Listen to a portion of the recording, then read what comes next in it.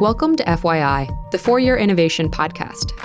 This show offers an intellectual discussion on technologically enabled disruption, because investing in innovation starts with understanding it.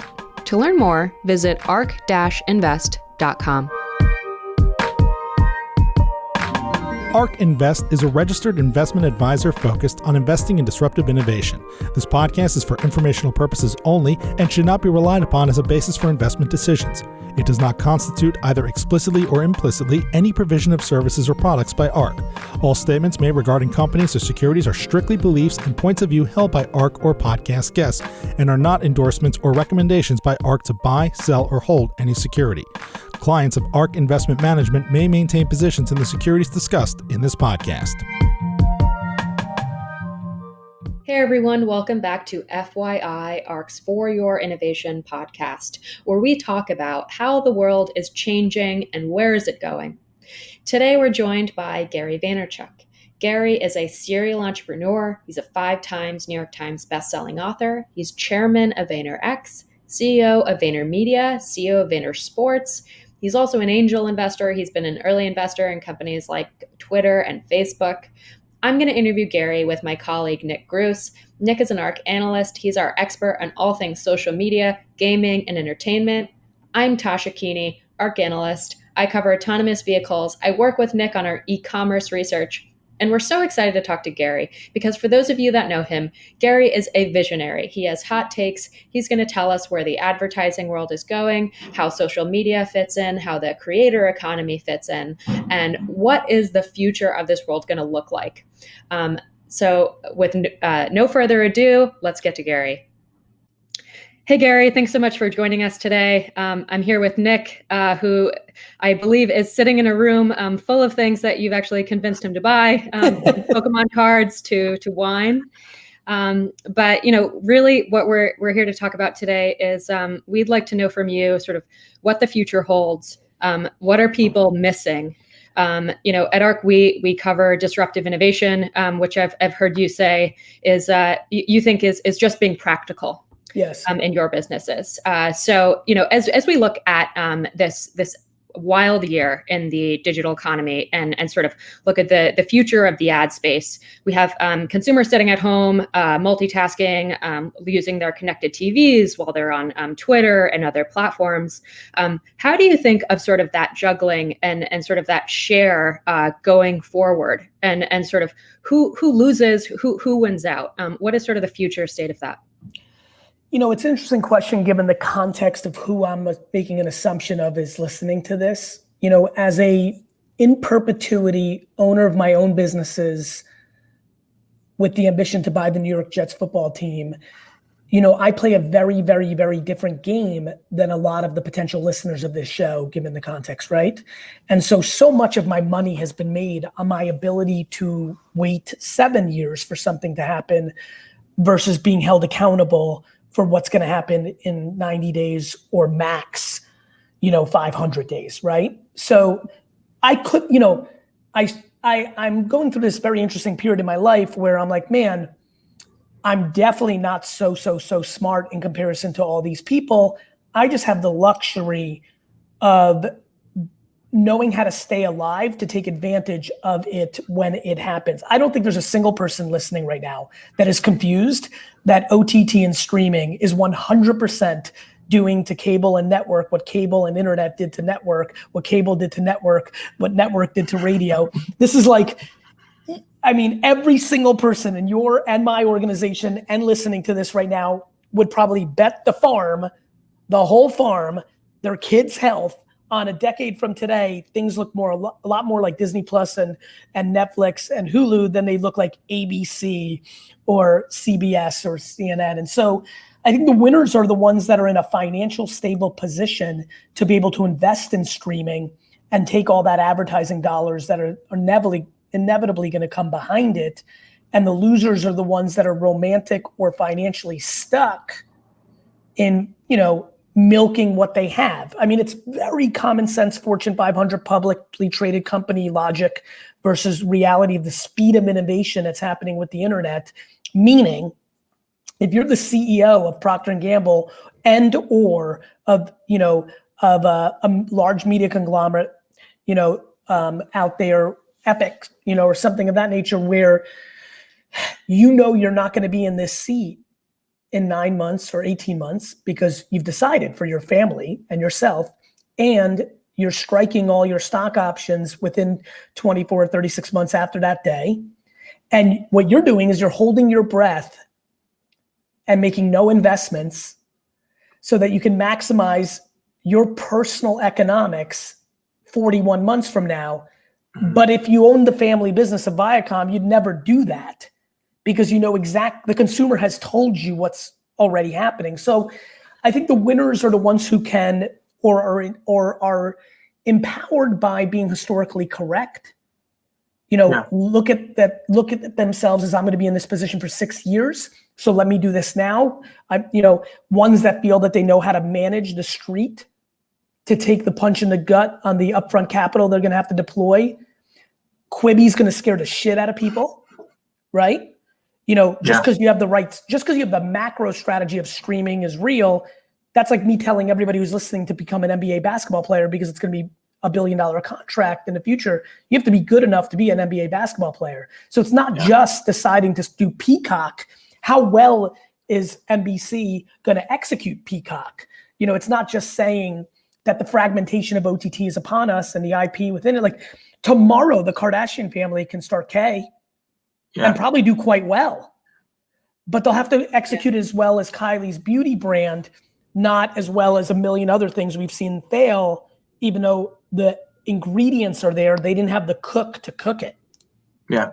So Gary, there seems to be, two winners in this past year. You have the streaming, the OTT video, but then also you have social media companies, and they've really come on in terms of digital ad spend. So when you look at smaller companies, they're going to obviously be, more aligned with social media. It's just cheaper. You're not going to have a small company being able to go to these streaming services and advertise. So where do you, what's funny though, Nick? That's actually what excites me the most, brother.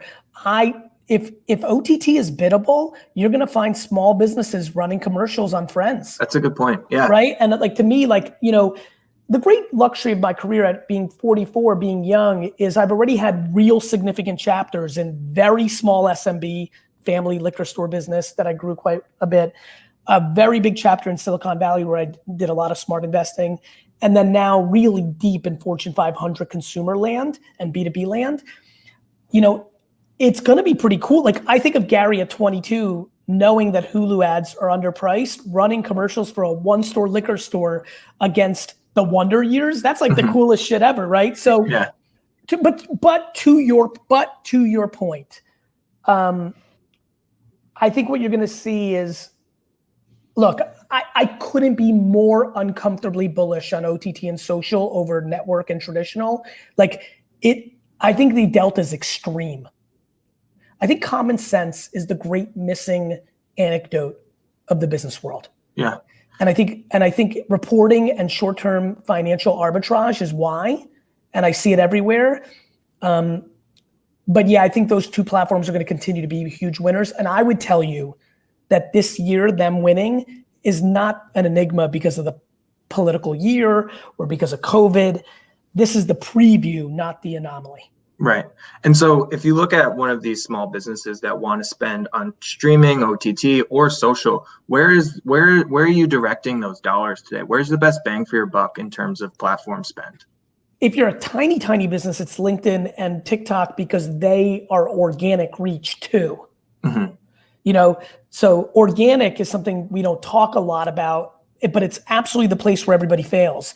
Fortune 50 companies deciding social media stinks because they're running an organic playbook on platforms that don't have organic reach, and they haven't even tested media properly, or they spend media on it like they're running television. Huge elephant in the room for everybody who's listening right now, why people don't think social's ROI positive, tiny, tiny companies, Facebook. It has scale, targetability, and just ungodly proven capabilities of driving business results. Right. And so Facebook seems to be far and ahead of other competitors on the social landscape, but who in the last... Just let me give you some interesting. Snap doing incredibly well for app download. Snap doing incredibly well for app. So the answer is very, very unique. If you're a t-shirt company, TikTok ads are remarkable. If you're, the big thing that nobody realizes is the number one place to advertise is 60 to 90-year-olds on Facebook. Number one. If you have a business that wants to sell to 60 to 90-year-olds, Facebook dismantles Fox News television, dismantles it. But yet nobody talks about that. I mean, I think Facebook is one of the, I'm a humongous advocate of its ad product, but I think it's one of the worst comms companies in the world. And forget about the whole like privacy thing and Zucks and all that stuff that people get to of like hating it. I'm going super narrow. It has the killer product in the world if you're trying to sell to 55 to 90-year-olds. And every media planner in America buys television because they're incentivized to, because Facebook's harder to spend money on, meaning you need skills, you have to do fragmentation, you need a lot of creative iteration. But Facebook's a monster if you're selling retirement homes, caskets, products that sell to 55 to 90-year-olds. Obviously, TikTok is a monster if you're selling to 15 to 25. Instagram and YouTube own the middle. Snapchat, if you're doing app downloads, is really attractive. LinkedIn is a monster B2B, but nobody wants to pay the $25 CPMs because everybody plays in media math, not in business math. Twitter's great for qualitative insight to hypothesis around creative. So I use Twitter a lot as a test bed for creative to see consumers' actual opinions of. So there's a lot, this is real skill, and people continue to think of social media as an afterthought, but Fortune 500 Madison Avenue madmen and women are starting to kind of wake up, but I still think we're 36 months away from where Coca-Cola is spending 55% of its ad budget on Facebook Inc. And they will. And you think that's going to come mostly from that linear TV ad spend? Like that seems to be the biggest bucket that's available. Yeah, I think 70 upfront, billion or so. That 70 billion is such garbage. Yeah. Like it is destroying the biggest brands in the world. Now, Super Bowl is the best deal in advertising. Every brand listening right now, or everybody who's got a board seat on a consumer brand, you should yell at the top of the mountains once you cross your T's and I's on my hyperbole here to do Super Bowl, because the actual consumption of the ad for what you pay is remarkably cheap. Right. After you go there, TV couldn't be a worse bet. Now, every report shows it's okay because Nielsen's and Miller Brown and all these things, it's an inside game. All the MMAs internally have been built around it. Wait till the activist investors realize how much money is being wasted on marketing. All these activist investors have focused on like flights and printing on both sides of the paper. Wait till 3G wakes up and realizes most of their marketing goes in the garbage when they run on TV. And as you look over this past year, and you said, as we often find with innovation, things have accelerated during this difficult time. How great do you think that impact has been? You said you think like this future is 3 years out. I'll tell you why it's been so big. It's because decision makers became practitioners during this time. CMOs sit in boardrooms and have no idea what's actually going on. There's no cans on keyboards. People don't actually know, right? And agencies are all mainly owned by holding companies who are publicly traded, who are going to keep pushing television propaganda into their clients because they make more margin selling TV than they do on Facebook. They're not incentivized. Omnicom's interests aren't aligned with Ford's. By the way, on the record, I have no idea if that holding company works with that brand, but so the thing that I've noticed in these 9 months is getting a lot of emails and LinkedIn messages from leaders with things that basically said, I used to think you were a snake oil salesman, but now that I've had time to actually look, holy crap, how can I get more educated on this? Or hey, can we talk? So I think more than anything, it's not even consumer behavior acceleration. It's actually decision makers' education of that I think has serendipitously happened during this era. Do you think this change is permanent? Yes. Yeah. If we're talking about what we're talking about, which I think is macro business, how do we make things, how does the ecosystem work with media, brands, opportunities? Yeah, I think it's permanent because I think the thing that has always worked for me is never betting against the reality of the human being. Like nobody's going back. Yeah. There is no time machines. we're not going to read print at scale. Only hipsters out of ironic behavior will. 2029 queens might read the newspaper as a niche-y, funny thing because they're anti-establishment. There will be a wave of and we've seen it already, of anti-digital propaganda. So you will see some interesting sub-behaviors occur, but the sheer scale of actual consumption on these 15 platforms, YouTube, Facebook, Snapchat, Spotify on audio, things of that nature, the cat's out of the bag. I'm flabbergasted, other than being educated, and this is where Wall Street sometimes gets caught, other than the fact that I'm educated because I'm in it every day, had I not known that it was in agencies' vested interest to not allow the advancement of these products, which are much more complicated to run planning, execution, creative media, had I not been educated on this, I wouldn't be able to understand why Coca-Cola and BMW and Procter and Unilever do what they're doing. I wouldn't understand. Nothing in my brain would be able to put the pieces together. Because I do know, I understand that it's not in Mindshare, the agency that does media for Unilever's interest to do a contemporary execution. Now I'm like, oh, I understand. And that is the great detriment of the iconic brands in the world, which is why you're seeing so much growth on the ankle biter brands on DTC, because they're picking up market share at scale on the back of overvaluations, because there's so much money being printed. And yes, their economics aren't true, but the problem is the Unilevers, the Proctors, they go out and M&A these brands and pay enormous amounts of money. Often that organ can't fit the body and it becomes a failed M&A instead of just doing what they should be doing, which is completely changing their media and creative strategies. Gary, I want to talk a bit about the other side of this, and that's the content and the content creation. You have all of this money flowing into the ecosystems, and there are millions of people signing up to be content creators. You talk to someone who's younger, they're saying, I want to be a YouTube content creator. How sustainable is that market? How big can it grow? It follows a power law distribution. You have 10% of the people making 90% of the great content quality. So how big is that market going to be?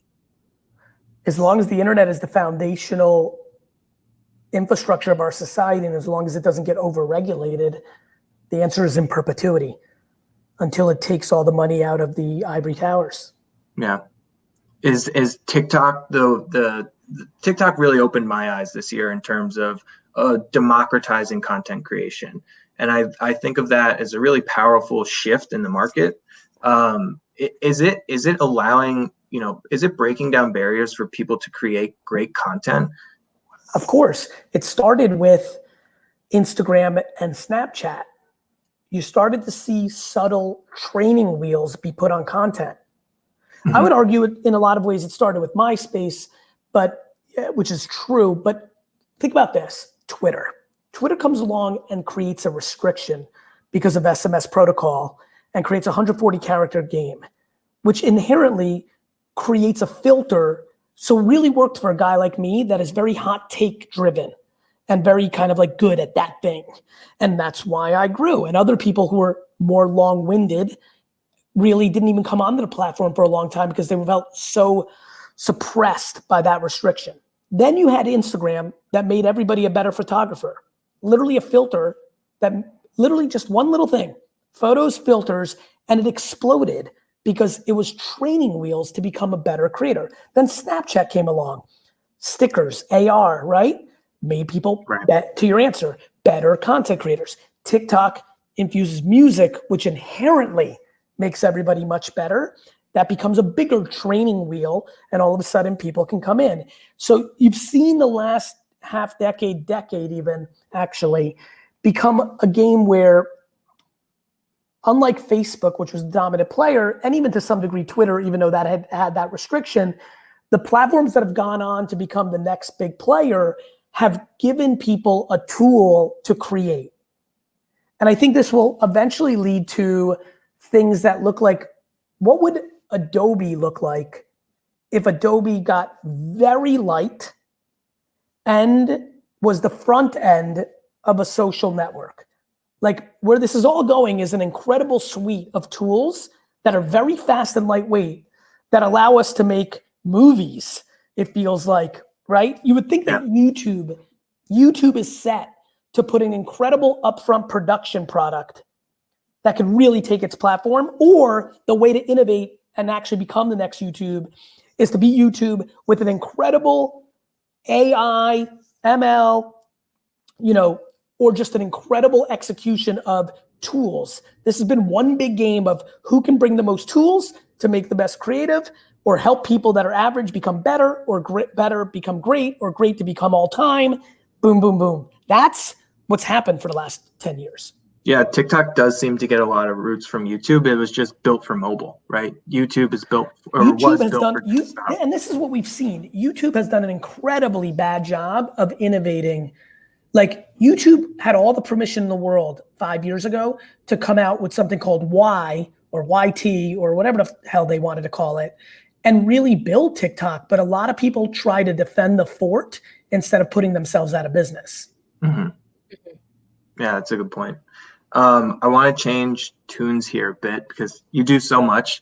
One thing, and you called yourself a hot take guy, so I want to get your hot take on this topic right here. Is texting replacing email? We've seen through this. Okay, there we go. A definitive answer. Yeah, and let me go to where I know you're going to add value, because I don't think the context was, I was I'm having a little fun here. Wine text, and oh, by the way, anybody who's listening right now, if you want to learn this and make my father very happy because I built this for him, you should go sign up for winetext.com. I built Wine Library in 1996 on the back of email. 90% open rates, no cost. Texting does cost, but texting commerce, and I think what I did with WineText is really fascinating, because I eliminated friction in a way that is so remarkable. So for everybody who's fascinated by what we're actually talking about, you can actually see this in the wild as a preview to what I think is going to happen at scale. Go to winetext.com and sign up. Yes, I think email as a sales channel is clearly been established as an incredible, and still to this day is an incredible infrastructure. But I do believe SMS, texting, has the potential to become the establishment in 5 to 10 years, and I've been blown away by the consumer behavior on the back of WineText. Sorry, go ahead, Dasha. What do you think are the limits of text? What are you finding? Sort of, is there a wall, or sort of, what fits best within that realm? To be very honest with you, I think it's exactly like email, except we created a UI that allows you to reply with how many bottles you want. It becomes such limited friction. Mm-hmm. I think it's consumed. I start with attention. Common sense and attention is why I will buy the New York Jets. I start with the fact that we live in our text SMS, and then what I've done well in my 20 years is then once I understand where the attention is, I've always been thoughtful enough to bring value to the consumer versus value to me. Where everybody loses is their content is selfish instead of selfless, or at least strategic, where you're bringing value and then you're asking for something in return. I think where you'll lose if you have a big SMS strategy is you're going to spam people and they're going to unsubscribe. Where you win is when you bring inherent value. And I think, not only with WineText are we bringing $80 wines for $35, which follows a Groupon model that works, and because we have the infrastructure to be able to deliver on that promise, and it's only 365 wines a year in a world where we buy tens of thousands, so you're going to get 365 ridiculous deals. Mm-hmm. We're also very focused on educating people. We have very clear quant that shows that if we only serve these 7 wines, we would maximize our margin. But because I want it to be a learning tool and expanding people's palates, I'm taking less dollars up front by getting people to explore Gewürztraminers and dessert wines and champagnes. But what that's actually doing is making it a service that's educating, not just selling, which LTV wise will play out. So within even the e-commerce space, you think the limitations, or there really are no limitations for text, or are there certain types of goods that will sell better inherently? Wine is the perfect example, right? Well, to your point, if you have a clothing item, you might have some more syntax issues where you got to talk about size and this, and there's going to be clearly, if you're selling the unit as is and there's no alterations, everything will do well. A fork, a hat, sneakers, if you just reply with, if there's a cadence of size, I think the prize is going to be so lucrative that people will innovate to eliminate the limitations. Yeah. And what about platforms like Slack? Do you see them coming into play? Like, what's next after text? Well, I mean, whether it's Slack or WhatsApp or Messenger or other thing, China's advantage of being a communist country, which gave those companies the ability to hold off their competition, be vertically integrated, and play politics and good innovation and just scale that is unheard. I mean, I'm so fascinated by people that don't have context on the Chinese market, whether it's live streaming or how much an influencer could sell. I mean, when I say things to people like, an influencer sold $60 million worth of this one product on one live stream, an American business person's brain breaks if they're not being global about this. So, I do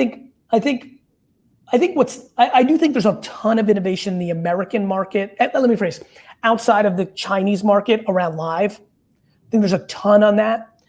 But it's all the same game. Whether you're YouTube or Spotify or Facebook, I believe all three of those companies are in the same business.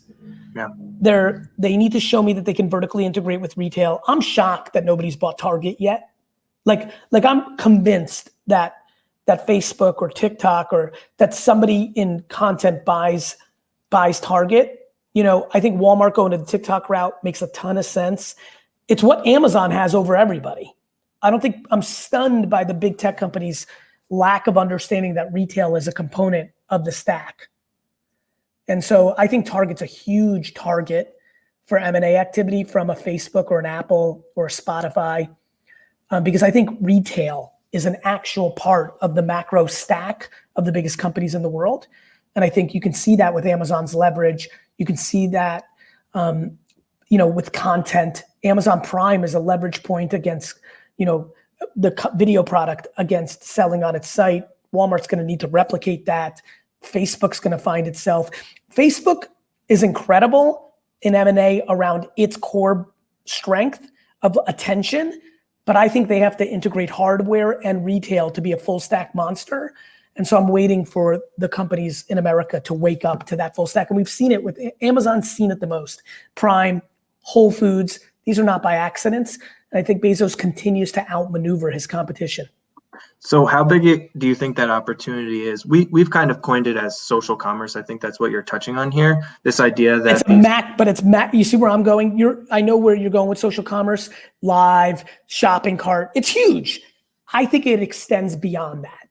Think about it. If Facebook owns Target tomorrow and you're in feed and you could buy something, but you could pick it up at the register if you want, or all those locations, the answer is, I think I'm already in my mind on social commerce 3.0, which is the macro infrastructure. Like Facebook needs to own the TV, the hardware to be able to, see a commercial, purchase it, and have Target deliver it. Because Amazon's there. Amazon's missing one thing, a social platform. So then who in your mind is winning social commerce 1.0 or 2.0, wherever you're at, wherever we're at today? The human beings that are arbitraging the platforms. So the Shopify drop the human shippers. Beings. Exactly. The humans, not the platforms. The platforms are fragmented. Somebody's going to M&A their way. Somebody's going to pull off the Bob Iger moment. Bob Iger figured out that the IP was the value, and he went and overpaid for Lucas and Marvel, only to be proven to be historically true with Disney Plus. Somebody of the Amazon, Google, Facebook, Inc., Snap, Spotify, I think is a sneaky competitor to all this because they can add video and boom. Like some of those 7 people that have the attention are going to add hardware and social and retail and win the game. Like Apple buying Target would make sense. Facebook. I'm stunned that Facebook hasn't gone there because they have so much to lose against Walmart and Amazon. If Walmart and Amazon buy Twitter, there's a lot here, and it's going to go that route. And so you're saying Amazon is already there in a lot of ways. Amazon's there. If Amazon goes and buys Twitter tomorrow, they've completed the loop. They're in hardware at some level and with voice, and I think they should build. I think all of them should make a television, a dumb television that's just tricked out for no money, getting homes. Like to me, I'm buying a television and losing. I'm doing the razor and video game business where I'm losing money on the television that's tricked out just to get you into my iOS. Yeah. But then how many players do you see in that ecosystem? Because it does seem like it has like winner takes most characteristics, 3. Right? You know how it all plays out at scale, right? Mm-hmm. An A and a B competing with a distant C. I think QSRs help us with that, right? McDonald's, Burger King, and there's Wendy, and then change thing will come along and chicken sandwiches matter. Like, but like, so I think 3 feels very right. 5, if you're fragmenting it out. So do you think it's harder to go from the social to the hardware and the other macro pieces like Facebook would have to? I think it's completely casting based on the CEO. Okay. I mean, it's money and casting. It's who has vision, It's who has vision. It's like, I'm 100% positive what I'm saying is right and will play out. Yeah. And that's called vision. That's understanding consumer. That's understanding business dynamics and historical trends and pattern recognition. And now it's why I've always been historically, I used to get booed at South by on my take on Bezos versus Steve Jobs. Something about the way Jeff has played always made me feel like he saw it the most. And I think they're awfully close, right? They've got, they're awfully close, man. They're awfully close. I think they do need the social, the one piece they're missing is the social component. And I think, if I'm Bezos, I put up $1 billion for internal creation and just go, or I go out and try to buy Twitter, probably. What about buying a gaming company? Because that seems to be like the new social or the next wave in social. Are these games like Fortnite? That's easier because you're buying a production company, because to Amazon's point, they have Twitch. Right. Facebook went and acquired Mixer from Microsoft. Microsoft, by the other way, is the other sneaky one. I've been very impressed with the Microsoft CEO. I've been very bullish on Microsoft. I think they've been very smart. I think LinkedIn was a monster move into the thing that I talk about as that's become more of a social network. And I think they just have to innovate a little bit more. I could see them going into the hardware play heavy with Xbox.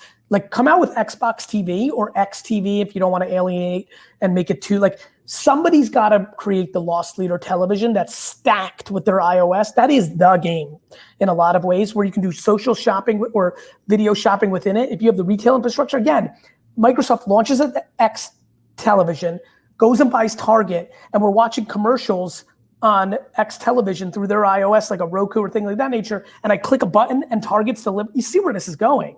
Mm-hmm. It's a subscription for all of your services. Correct. There's no reason not to. Yeah. It's the ultimate subscription at the end of the day. And whoever controls the person's face wins, which is why Apple's blown it, which is why I've always been down on what Cook's done. They owned this remote control and they didn't layer on top of it. And there's really 2 remote controls, this and the television. So everybody who's in that game, get a remote control, get to the front of the screen, and then build the stack underneath it. That is the game. That is the $1 trillion warfare. So even with Apple, if I was writing, I want to write a book called $1 Trillion Wars with the 7 logos we just said and lay out the hypothesis. I cannot wait to have this video playing in 6 years as a split screen of I Told You So, because it's 100% going to happen. Anyway, I have to run. I apologize for being abrupt, but I'm 4 minutes late for something. Love you guys. Thank you for the time. Thanks so much for coming on. Thank you. Bye.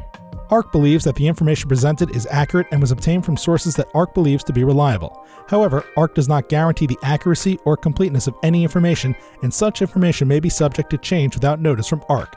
Historical results are not indications of future results. Certain of the statements contained in this podcast may be statements of future expectations and other forward-looking statements that are based on ARC's current views and assumptions, and involve known and unknown risks and uncertainties that could cause actual results, performance, or events to differ materially from those expressed or implied in such statements.